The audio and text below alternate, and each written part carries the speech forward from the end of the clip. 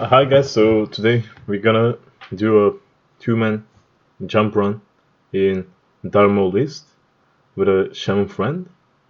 This is a really good way to make some gold. You can make around, I think, 130 gold if you're lucky per hour at least. In this video, the techniques we are using are very uh, bad actually. This is the worst case scenario, except pulling like the Lashers or any other extra monsters and dying. So I'll do some commentary along the way. Just enjoy. Here you need to care for the troop trends that pass by. Just watch their speed and walk towards the wall here. You can find herbals and materials, herbs. If you get the proper fashion, you can profit.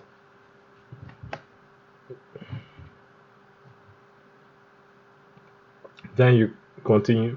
You hug the wall. If you want, just go straight to the door.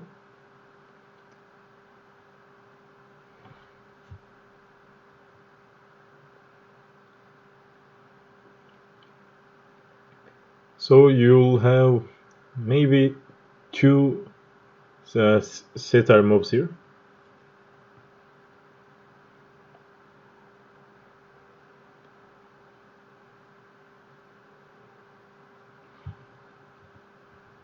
The number actually depends. I think they're stealth. So in this one we had one here.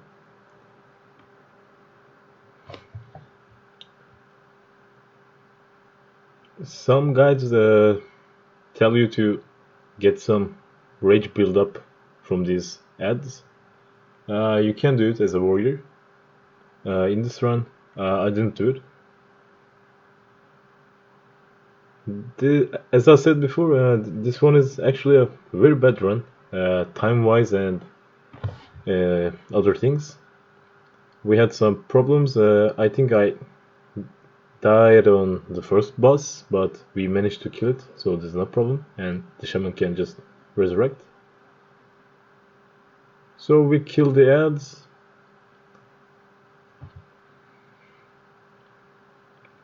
By the way, before coming here, you make sure that you or one of your friends has the mining profession, because the biggest profit from this dungeon is getting the mines after defeating the last boss, who stands in front of a cave, and when he is low health, the cave explodes and some ads spawn. Then you kill the boss, and there are some rich thorium mines, sometimes 2, sometimes 3. That's a very good way to obtain some arcane crystals, blue sapphires, and the overall thorium, which is a very expensive thing. Here, tanking the boss, you might want to tank him a bit closer to the wall. He does some knockbacks, and you don't want to pull the mobs around there. Here I'm going shield and one hand. If your healer or shaman is okay with it, just go two hand. You might want to switch depending on the ads and the damage of the boss. Here, normally you should take the aggro of the little elementals that spawn. Here I'm losing it, kinda. As I said before, this is the worst case scenario on boss fights and everything. Just don't make these mistakes. I think in a few days I'll upload not a perfect but a way better run, which time-wise I think it will be 5 minutes faster than this one. Okay, so we continue fighting the boss.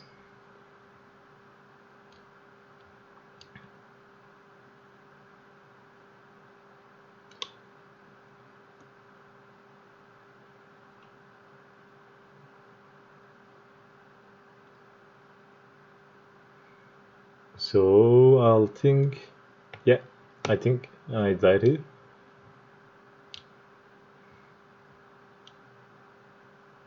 Okay, we then defeat the boss, the ads despawn, the shaman hangs.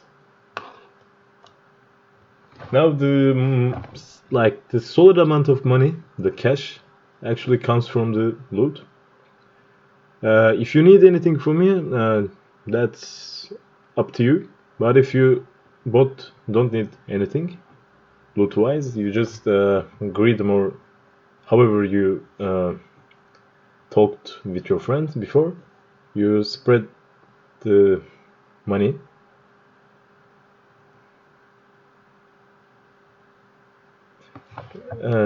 Trash items and boss drops can make around 20 gold cash per run, depending on what drops.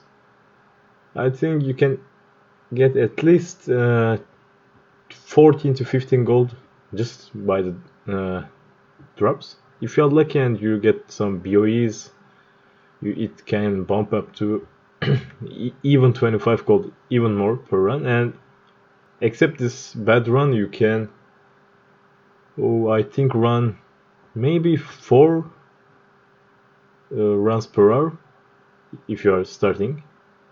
And a very good team even might be able to go for 5 runs, but that's a bit questionable. Here we pass through the corridor, then we go up to the second boss that we're gonna face. And for this boss, the shaman won't use Windfury Totem because this boss casts some spells. It might mess the fight up.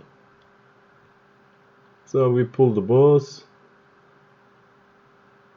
Fight. As you can see here, I'm changing between dual wield and shield and sword. Okay, we fight it. This fight isn't that hard, just maybe hard on your healer.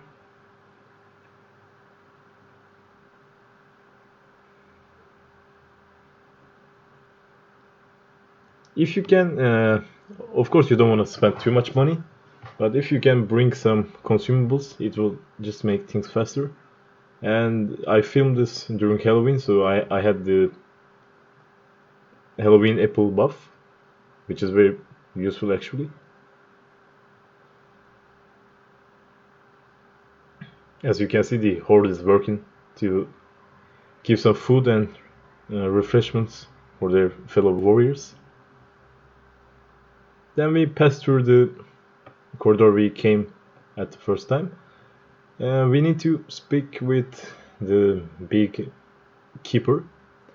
Here my shaman friend speaks with him. After speaking to him, he'll destroy the door at the other end of the garden. We hug the wall. Just continue. And you take a slight left. You pass through. Just again take care of the lashers, the trends, and every mob if you don't want to mess things up.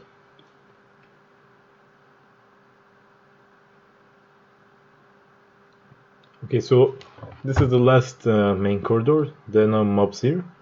You just pass through.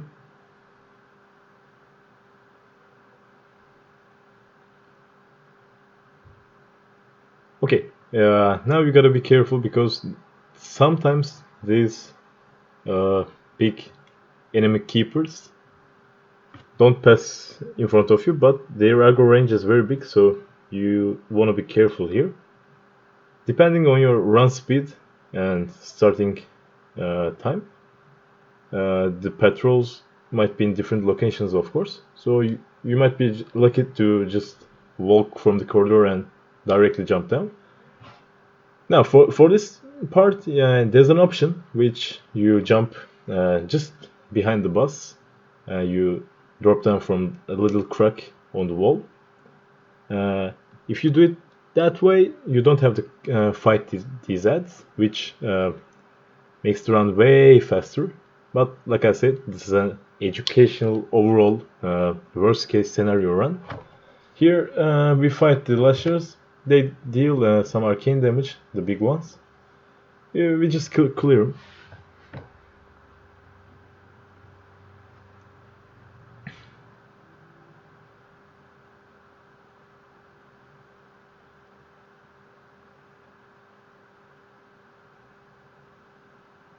And like my shaman friend says, these mobs are kinda immune to nature damage, I think.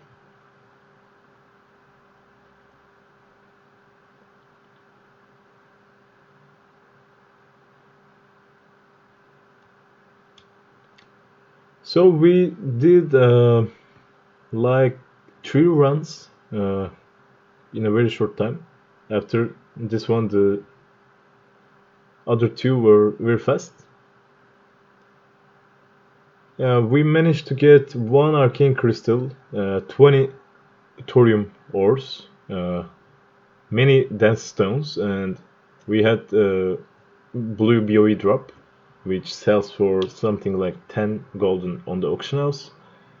We had some good boss drops, which we vendored. I think we made around 125 gold, or maybe 130 gold.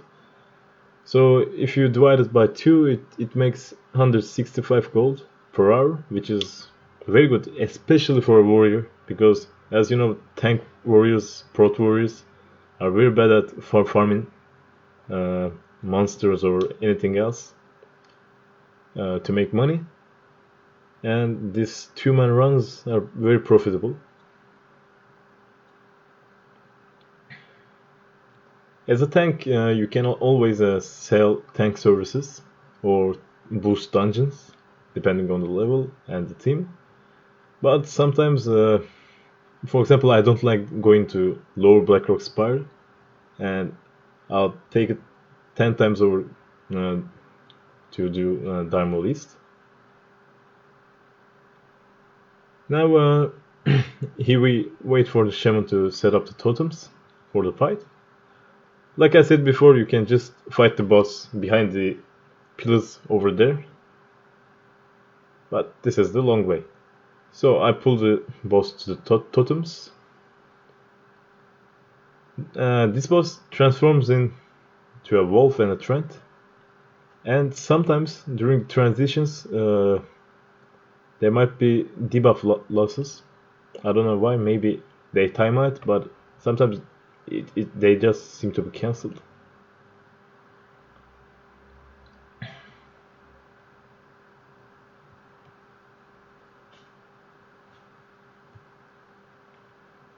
Yeah, as a warrior, you can always change between dual wield and shield and sword, of course. And here I do the same,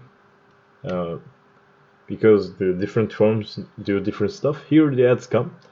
If you are a warrior, try to AoE taunt them with your demo shout.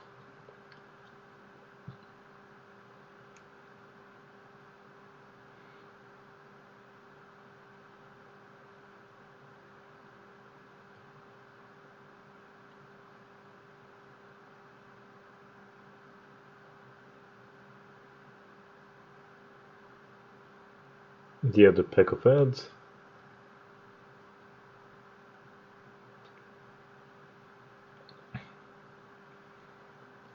Okay, so the boss is dead. Nice. We clear the rest of the ads. By the way, I stream on twitch.tv/rekgar123. I'll put the link in the description box. I stream in English, French, and Turkish. We talk about fitness, bodybuilding, and overall sports, and of course the game, the lore, theories, and gameplay.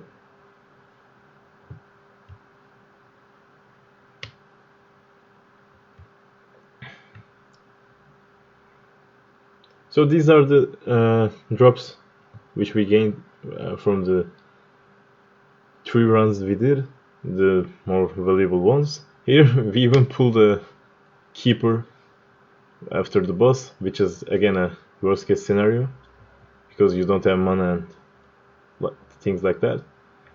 We defeat him, we go through the tunnel to get our prize. By the way, as you know, the Diamond instances might spawn the Frost Compendium of Dragon Slaying, which you use to get the Kasserar. And if that spawns, you can sell it for a very good amount of money, at least I think 350 gold to sometimes it bumps up to 800 gold. Personally, I bought it for 370. It was really cheap at that time. Because the Kasserar is a very good looking weapon and a very good, nice weapon for the tanks. So guys, I'll upload a way better runs video in the next days. And thanks for watching. I hope you make some gold. Please consider subscribing and liking the video. And Loktar Ogar.